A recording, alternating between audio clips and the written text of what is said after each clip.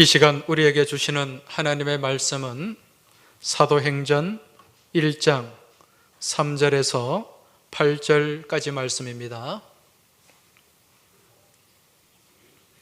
하나님 말씀을 받들어 읽겠습니다.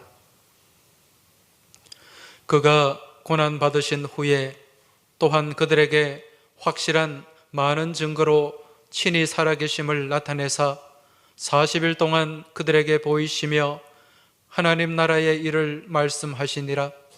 사도와 함께 모이사 그들에게 분부하여 이르시되 예루살렘을 떠나지 말고 내게서 들은 바 아버지께서 약속하신 것을 기다리라.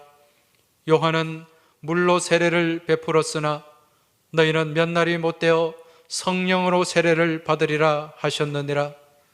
그들이 모였을 때에 예수께 여쭈어 이르되 주께서 이스라엘 나라를 회복하심이 이때니까 하니 이르시되 때와 시기는 아버지께서 자기의 권한에 두셨으니 너희가 알 바 아니요 오직 성령이 너희에게 임하시면 너희가 권능을 받고 예루살렘과 온 유대와 사마리아와 땅끝까지 이르러 내 증인이 되리라 하시니라. 아멘.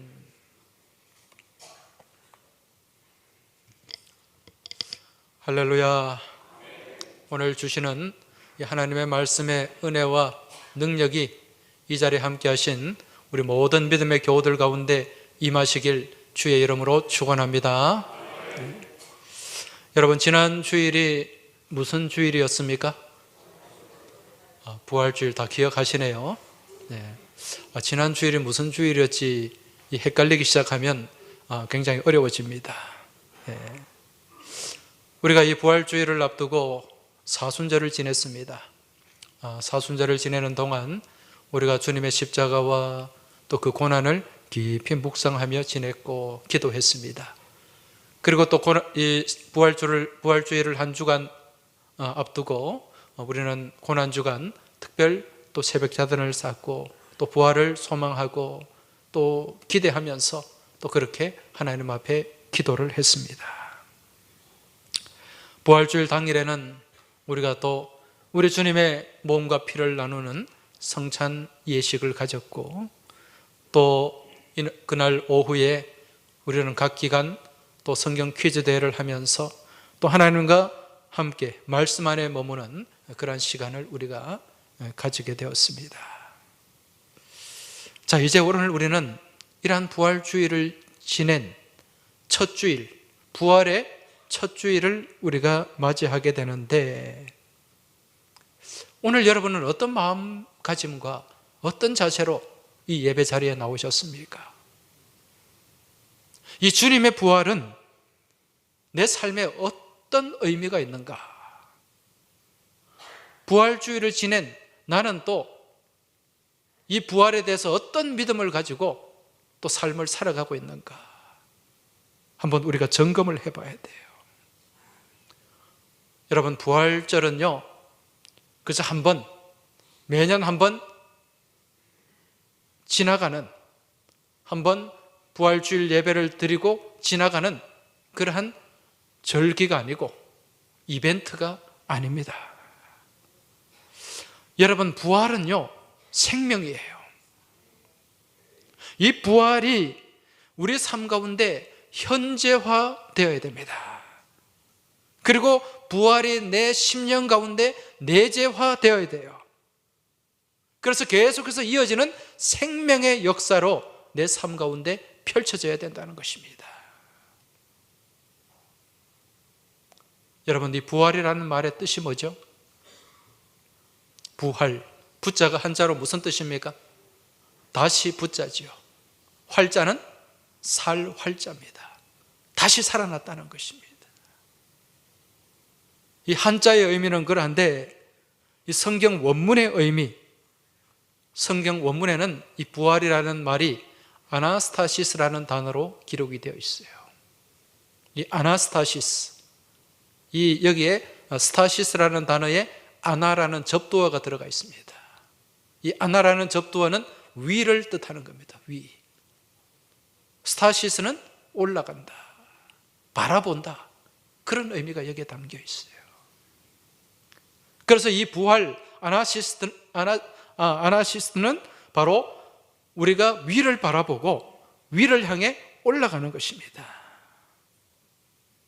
땅을 바라보는 것이 아니에요. 세상을 바라보는 것이 아닙니다. 여러분, 우리 주님을 믿는 사람은 어디를 보면서 나아가야 됩니까? 위를 바라봐야 돼요. 하늘을 바라보고 하늘을 소망하며 나아가는 것이 바로 부활신앙을 믿고 믿음의 삶을 살아가는 백성들의 모습인 줄 깨달으시기 바랍니다. 땅의 것 찾지 마시기 바랍니다. 골로새서 말씀에 어디를 보라고 말씀하셨습니까? 위를 보라. 위의 것을 바라보라. 위의 것을 찾으라. 여러분, 거기에 생명이 있습니다. 거기에 진짜가 있어요. 이 땅에 있는 것은요, 다 있다가 사라질 것들입니다. 우리가 하늘에 가져갈 수 있는 것 하나도 없습니다. 그래서 자주 말씀드리지만 우리의 인생이 지굴성 인생이 되면 안 된다 그랬어요. 여러분, 동물 중에 지굴성 동물이 있다 그랬죠? 그 동물이 무슨 동물입니까? 돼지입니다. 돼지는 땅만 바라보며 살게 되어 있어요. 신체 구조가 그렇습니다. 돼지가 머리가 땅을 바라보고 있잖아요. 그러니까 평생 땅만 보고 땅만 파고 땅만 뒤지다가 그렇게 죽는 거예요. 이게 돼지의 일생입니다.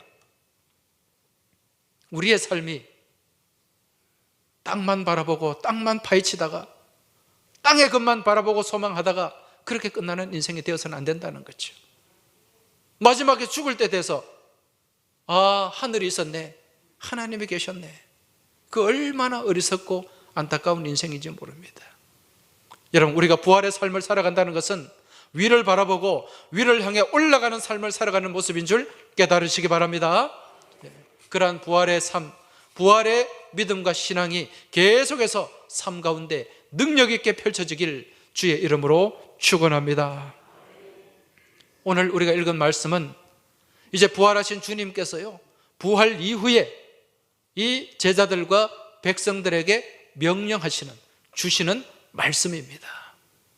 주님의 부활 이후에 너희들이 어떻게 살아야 되는가 하는가를 오늘 말씀을 통해 우리에게 이제 가르쳐 주시고 있다는 거죠.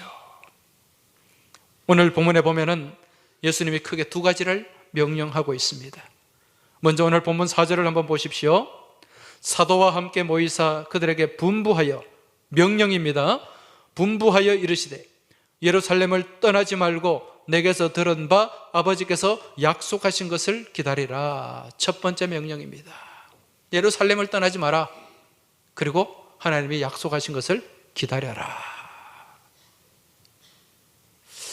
오늘 이 말씀에 보니까 이 말씀을 사도와 함께 모이사 이렇게 말씀합니다. 이 사도행전에 사도라는 단어가 등장해요. 여러분, 이 사도가 누구일까요? 이 사도는 누구입니까? 12 제자. 그런데 왜 제자라 그러지 않고 사도라고 말할까요? 여러분, 제자와 사도는 같을까요? 다를까요? 다릅니다. 이 사도라는 말은요, 아포스톨로스라는 단어인데 정권을 위임한 정권 대사라는 의미가 여기에 담겨 있어요. 우리 주님께서 정권을 위임하셨다는 거예요. 여러분, 이 복음서에 나오는 제자들, 그 제자가 사도행전의 사도가 되는데, 물론 가룟 유다가 죽고 빠지고 마띠아가 대신 사도로 선출이 됩니다. 그렇죠? 복음서의 제자들은요, 예수님과 3년 동안 같이 다니면서 교육도 받고 훈련도 받았는데 그 옛날의 습성과 옛날에 가지고 있던 생각과 옛날에 가지고 있던 행동과 태도를 계속 반복하고 있어요. 거기서 벗어나지 못합니다. 참, 예수님도 이 땅에서 제자들을 데리고 3년 동안 가르쳤는데 그 중에 또 제대로 교육되지 못한 제자도 있었어요. 그 제자가 누굽니까? 가룟 유다잖아요. 그 스승을 팔아먹었잖아요. 그리고 예수님을 따라다녔던 수제자 베드로도요, 참 다혈질인데 이게 사람이 참 안 바뀌어요. 예수님 그 대제사장에게 잡혔을 때 그 대제사장 말고의 귀를 그냥 칼을 뽑아가지고 쳐버리잖아요. 그 급하고 다혈질적인 성격이 안 바뀌더라는 거예요. 그리고 예수님 잡혔을 때 그 제자들 다 어떻게 했습니까? 다 뿔뿔이 흩어지고 도망가 버렸어요. 한 사람도 예수님을 구명하겠다고 나서는, 목숨 걸고 나서는 사람이 없었단 말입니다. 그리고 예수님 십자가에 못 박히고 난 뒤에 누가 잡으러 올까 봐서 다 어디로 들어갔습니까? 좀 표현이 죄송합니다. 방구석으로 들어가가지고 처박혀가지고 나오지도 않고 문을 걸어 잠그고 그래 숨어 있었단 말입니다. 그런 제자들이 지금 사도가 되었어요.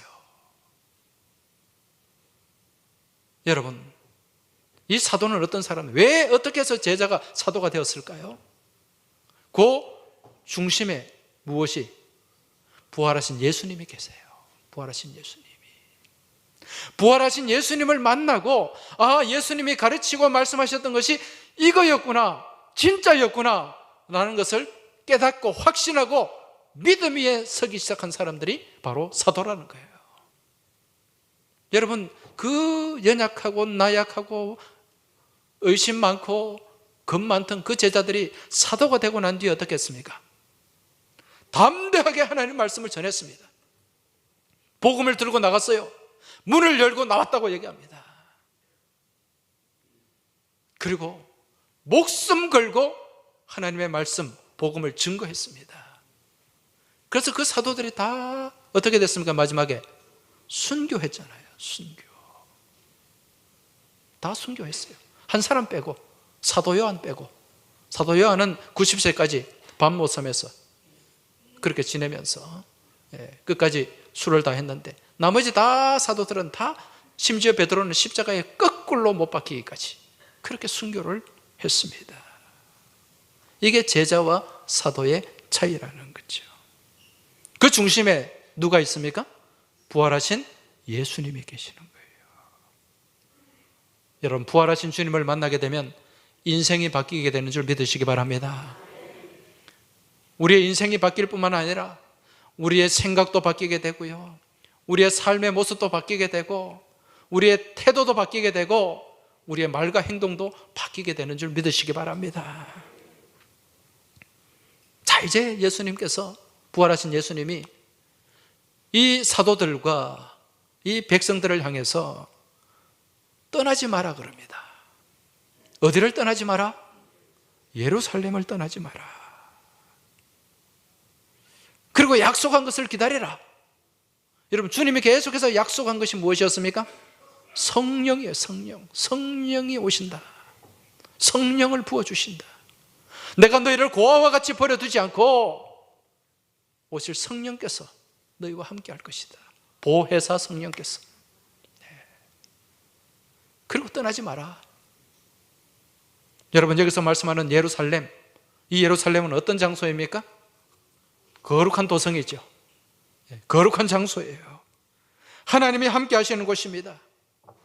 구별된 땅입니다.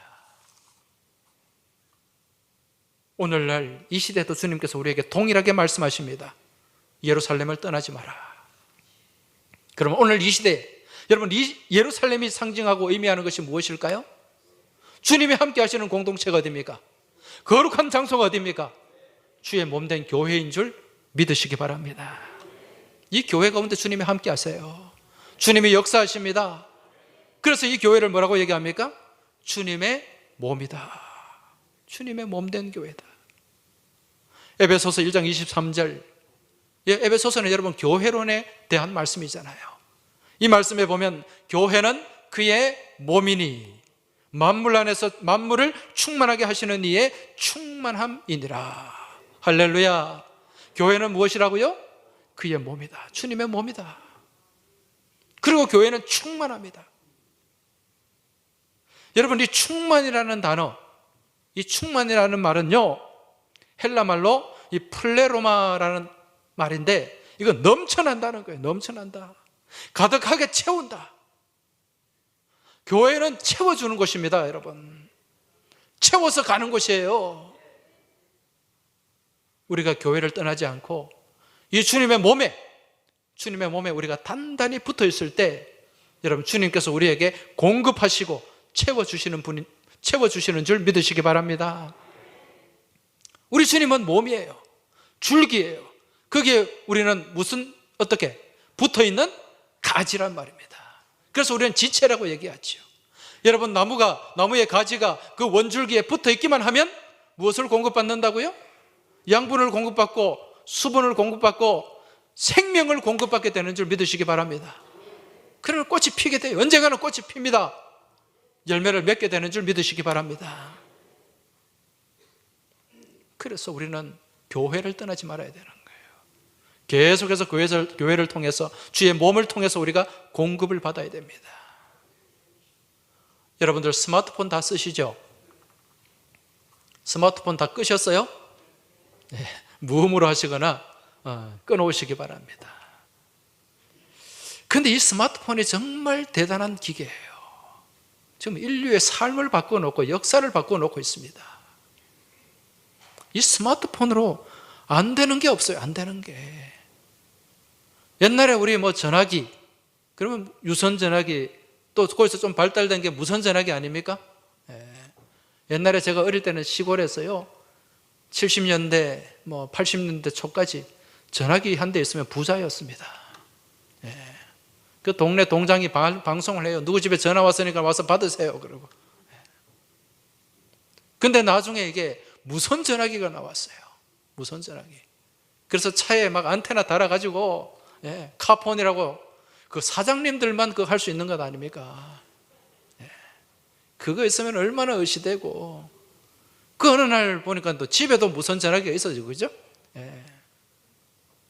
그래서 우리 집은 전화기가 2대다. 그러면 무선 전화기 하나, 유선 전화기 하나, 아마 다 그런 시절을 지나왔는데, 근데 이 전화기, 이 핸드폰, 이게 처음에 나왔을 때 얼마나 값지고 비싼 겁니까? 근데 이 스마트폰에 전화가 돼요. 근데 옛날 전화기가 안 되는 또 무슨 통화가 됩니까? 영상 통화가 되잖아요. 영상 통화가. 문자도 보내요. 카톡도 보내요. 그리고 또 카메라도 있어요. 이 스마트폰에.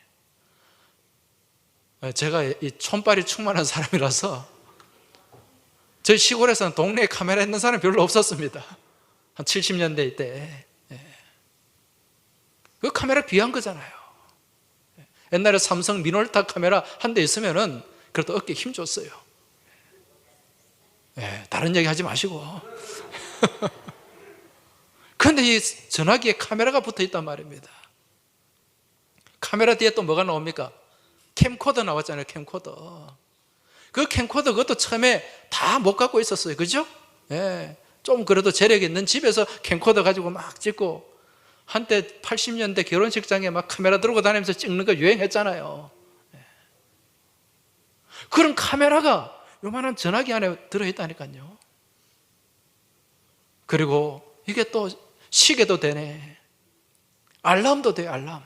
옛날에는 머리맡에 알람 닿아도 요즘 그런 시계 알람 두고 주무시는 분 없잖아요. 스마트폰 해놓으면 10분 단위로 막 깨워주니까. 이게 할 수 없는 일이 없어요. 일기예보도 다 말해주고, 날짜, 인터넷 검색 다 돼요. 컴퓨터가 이 안에 들어있는 거예요. 컴퓨터가. 그리고 쇼핑도 해요. 요즘 스마트폰 가지고 물건 사고. 녹음기, 옛날에 또 녹음기도 비쌌잖아요. 그 녹음기도 된단 말입니다. 여기 들어가면 음악 다 들을 수 있어요. 아이고, 극장도 여기 들어있네. 영화도 보잖아요. 영화도. 유튜브도 보고, 드라마도, TV도 있고. 요즘은 은행 갈 필요가 없어요. 스마트폰으로 다 하면 돼요.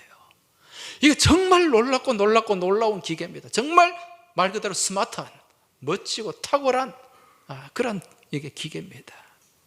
그런데 이렇게 정말 훌륭하고 멋진 이 스마트폰일지라도 아무짝에도 쓸모없는 때가 있어요. 무용지물이 될 때가 있단 말입니다. 그때가 언제입니까? 배터리가 없을 때, 방전되었을 때. 아무 짝에도 쓸모없어요. 어디에 씁니까 그거? 방전되면. 여러분, 우리 인생도 마찬가지입니다.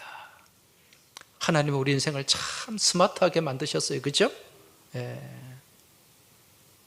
그렇게 스마트하게 만든 우리 하나님의 형상을 닮은 존재인데 이 죄로 인해서 그 형상이 망가져 버렸어요. 근데 하나님이 다시 회복시키기 위해서 이 땅에 누구를 보내주셨어요? 주님을 보내주셨어요.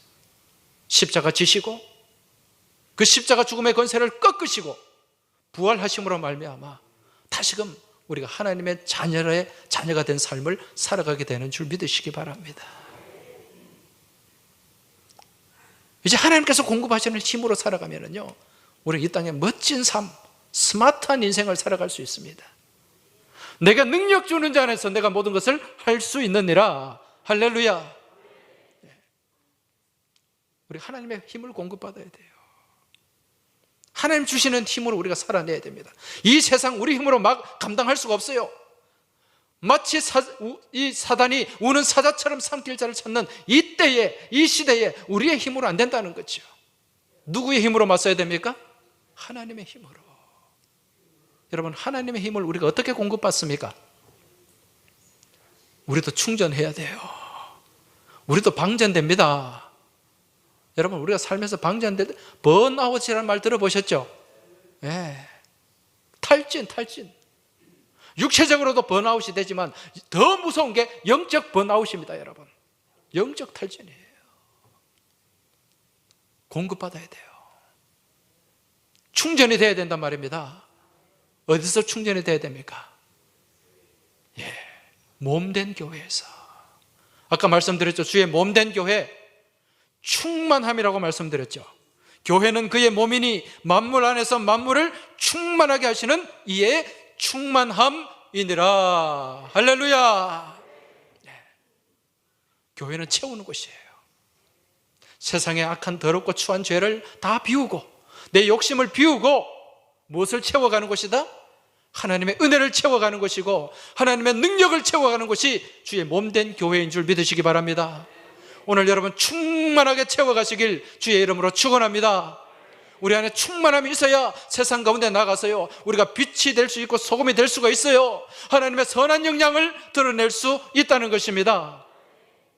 그러기 위해서는 충전기를 꽂아야 돼요. 오늘 이 예배 시간이 충전하는 시간인 줄 깨달으시기 바랍니다. 그래서 교회는 영적 충전소입니다. 그래서 이 교회를 떠나면 안 되는 거예요.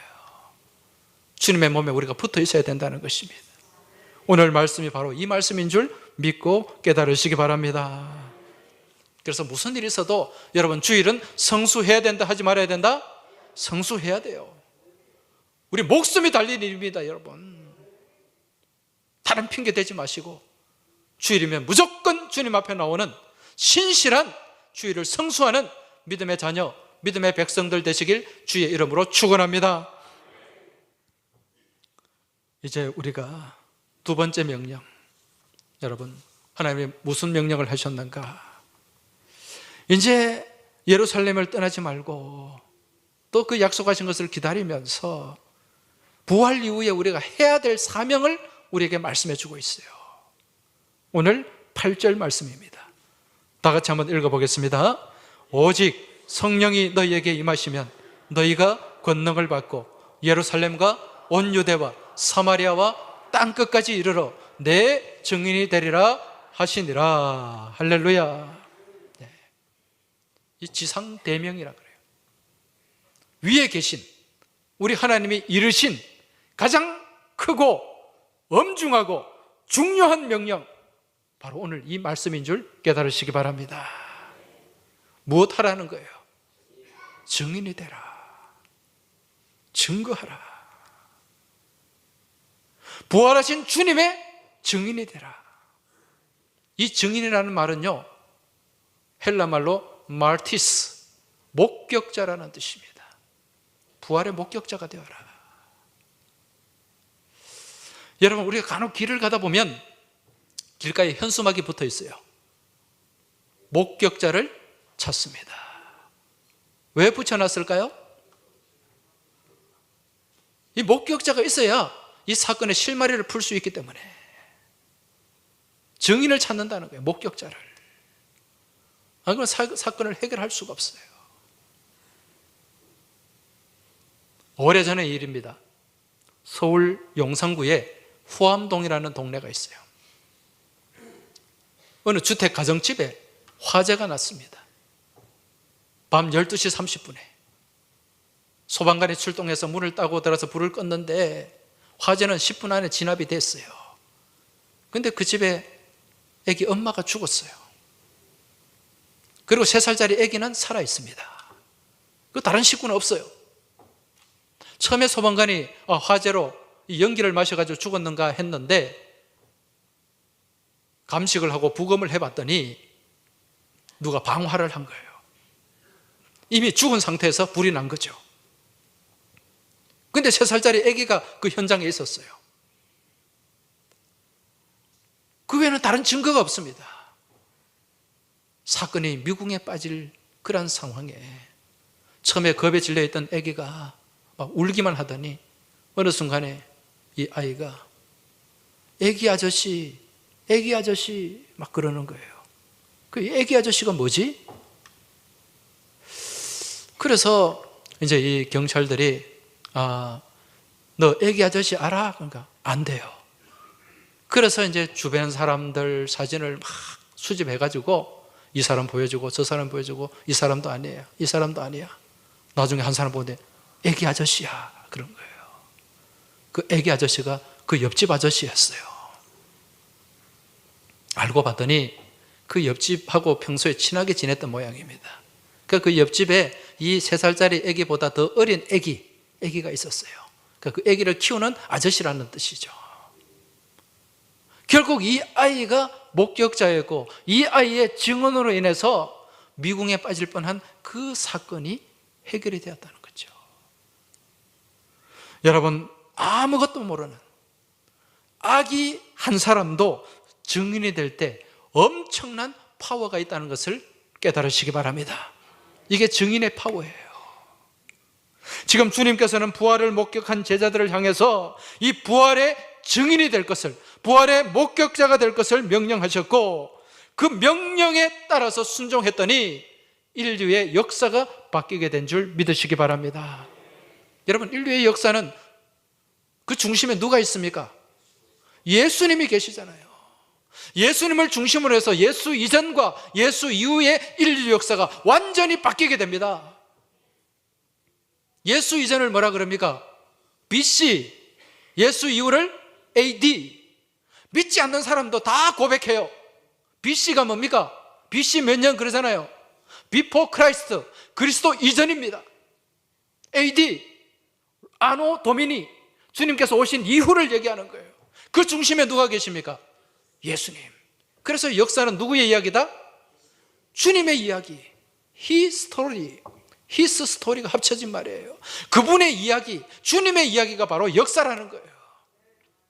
여러분, 제자들이 부활하신 주님을 증언하고 그 부활하신 주님을 전파함을 통해서 인류의 히스토리가, 역사가 바뀌게 된 줄 믿으시기 바랍니다. 이제 주님께서 이러한 증인의 명령, 증인의 사명을 우리에게 동일하게 주시고 있어요. 그 대상이 누굽니까? 바로 나 자신입니다. 이 시대에 주님의 부활 안에 머물고 부활 안에 살아가는 우리가 오늘 이 시대의 증인이 되어야 된다는 것입니다. 여러분, 그 겁쟁이 제자들, 그 참 좀 속된 말로 띨띨한 제자들, 부활하신 주님을 만나고 다 어떻게 됐습니까? 바뀌었잖아요. 다 순교했잖아요. 여러분, 이 증인이라는 말이 마르티스라는 단어인데 이 말에는 뭐가 담겨 있는가? 순교자라는 뜻이 담겨 있어요. 순교자. 마르터, 영어로 마터라 그러잖아요. 그 제자들이 다 증인의 삶을 살면서 다 순교했기 때문에, 목숨 바쳐서 증인의 삶을 감당했기 때문에 이 마르티스가 순교자라는, 증인이 순교자라는 뜻을 갖게 된 것입니다. 이제 오늘 이 시대를 살아가는 우리들 또한 여러분 목숨 걸고 부활의 증인이 되어야 될 줄로 믿습니다. 아직도 주님을 알지 못하고 부활을 알지 못하고 그 소식을 듣지 못한 많은 사람들이 있어요. 그들에게 우리는 주님 부활하셨다, 주님 살아나셨다, 부활하신 주님을 만나면 다시 살게 된다, 여러분 이 소식 전하고 증거해야 될 줄 믿습니다.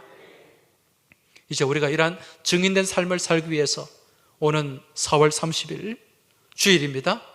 이날을 이제 해피데이 새생명 축제 시작하는 선포일로 잡고 있습니다. 2주 뒤에예요.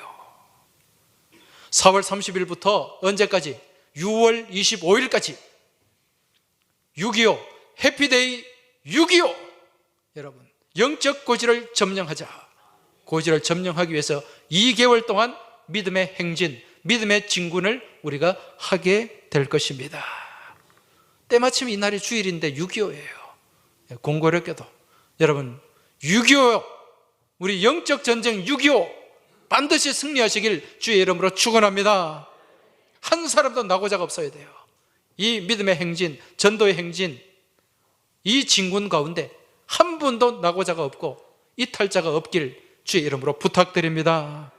왜 그럴까요? 왜 우리가 이 일을 해야 됩니까? 무엇보다 중요한 일이 없기 때문에, 생명보다 목숨보다 중요한 일이 없기 때문에 그렇습니다. 여러분 하나님이 가장 기뻐하시는 일이 뭘까요?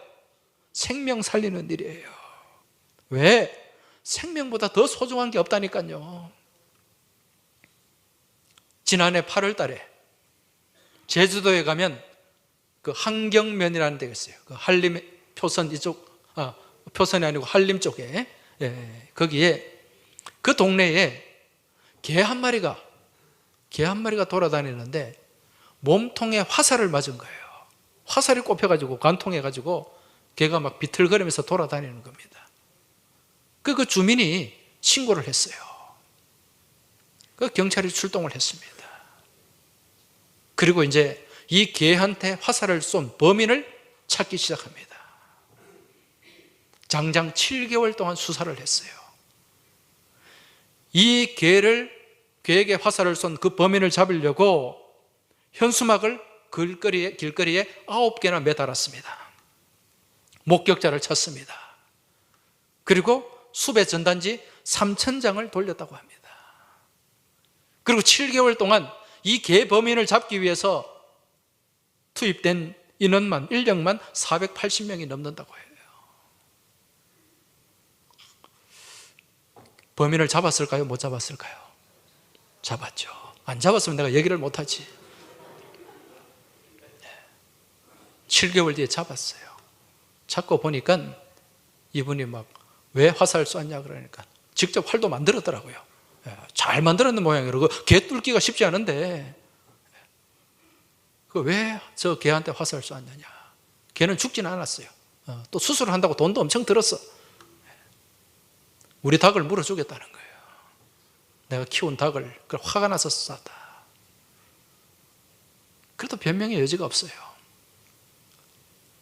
여러분 이 개 한 마리 좀 죽지도 않고 화살 맞은 개 한 마리 범인 잡기 위해서 그렇게 많은 시간과 인력과 돈을 투자를 했습니다. 왜 그랬을까요? 이 개에게 무엇이 있기 때문에? 생명이 있기 때문에. 이 개가 하찮은 짐승에 불과하지만 이 개에게 생명이 있기 때문에. 여러분 개 한 마리 생명도 이래 소중한데 우리 사람의 이 생명은 어떻습니까? 얼마나 귀하고 얼마나 소중한지 모릅니다. 그래서 우리 주님이 이 한 사람의 생명이 무엇보다 귀하다? 5천하보다 귀하다. 할렐루야. 한 사람을 살리면은, 한 사람의 영혼을 구원하면 무엇을 살리는 것이다? 세상을 살리는 거예요. 여러분 요즘 의대 가기 힘들잖아요. 우리 제일 앞에 여기 지금 의대생이 앉아 있는데, 여러분 요즘 의대 가려면, 옛날에는 서울대가 제일 높았지만 요즘 의대 뽑고 서울대 뽑더라고요. 왜 그렇게 이 학생들이 목숨 걸고 의대를 가려고 죽으라고 그렇게 공부를 할까요? 무엇 때문에? 생명을 다루기 때문에? 물론 맞는 말이에요. 그것보다 더 중요한 게 있어요. 의사가 되면 돈을 잘 벌어. 사회적으로 대우를 받아. 존경도 받아요. 그러니까 하려고 한 거지. 그처럼 의사가 되면 월급도 많이 주고 또 인정도 해주고 대우도 해주는 이유가 뭡니까? 의사가 무엇을 다루기 때문에? 생명을 다루기 때문에. 그만큼 생명이 소중하다는 거예요. 여러분, 전도는 무엇이라 그랬습니까? 생명을 살리는 일이에요. 영혼을 살리는 일입니다. 그래서 우리 주님이 십자가 지신 거예요. 이제 이 생명 구원의 이 바통이 우리에게 넘겨졌습니다. 주님께서 명령하셨어요. 부활 이후에 너희들이 어떻게 살아야 되는가? 예루살렘을 떠나지 마라. 먼저 우리들이 교회를 떠나지 말아야 돼요. 그리고 교회에 머물면서 주님과 함께하면서 감당해야 될 삶의 자세, 삶의 모습이 뭐다? 증인이 되는 거예요. 전도하는 거예요.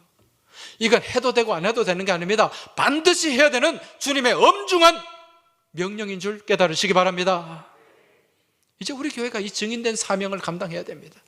코로나 3년 동안 이 핑계 저 핑계 대면서 못했어요. 이제 해야 됩니다. 여러분, 한 사람의 생명이 주님 품으로 돌아올 때 여러분, 천국에서는 잔치가 벌어지는 줄 믿으시기 바랍니다. 우리 오늘 김말령 권사님 지금 옆에 인도하신 우리 세 가족 두 분 주일마다 앞자리에 나와서 제가 볼 때마다 참 감사하고 기분이 너무 좋습니다. 우리 권사님 귀한 일을 하신 거예요. 이제 우리가 이 사명 다 감당해야 됩니다. 여러분, 각오하시기 바랍니다. 한 사람의 생명이 돌아오면 천국에서 무엇이 벌어진다? 잔치가 벌어져요. 잔치가 벌어져요. 여러분, 천국을 믿으십니까? 반드시 천국이 있음을 분명히 믿으십니까? 그럼 우리가 천국 갈 때 천국에 상급이 있을까요? 없을까요? 성경에 분명히 우리 하나님은 상 주시는 분이라고 말씀하고 있습니다. 천국에 상급이 있어요. 여러분, 상급 중에 최고의 상급이 뭘까요? 하나님의 최고의 큰 상을 주시는 우리가 한 일, 어떤 일이 있을까요? 생명을 살리는 거죠. 천하를 살리는 일인데 전도보다 더 큰 상급이 없습니다. 여러분, 전도가 최상의 상급이요, 최고의 상급이요, 최선의 상급인 줄 깨달으시기 바랍니다. 이제 여러분, 지금부터 각오하시고 기도하시고 우리가 구원해야 될 대상들, 먼저 내 가족부터 구원해야 되고 내 형제 구원해야 되고요, 내 자녀 구원해야 되고 내 부모 구원해야 되고 내 친척 구원해야 되고 내 이웃들 구원해야 됩니다. 여러분, 이 일에 최선을 다해서 나아가는 여러분과 저의 복된 여정이 될 수 있길 주의 이름으로 축원합니다. 하나님 아버지, 감사합니다. 부활 이후에 우리 주님께서 말씀하시고 명령하신 그 명령을 다시금 저희들이 마음에 새깁니다. 먼저 예루살렘을, 주의 몸된 교회를 떠나지 않게 하여 주옵소서. 끝까지 주님 편에 붙어 있게 하여 주시옵소서. 더불어 주님께서 명령하신 전도의 사명, 생명 살리는 일에 최선을 다할 수 있도록 주님 도와주시고 힘을 주시고 믿음을 주시고 능력을 더하여 주시옵소서. 우리 주님 예수 그리스도 이름으로 간절히 기도하옵나이다. 아멘.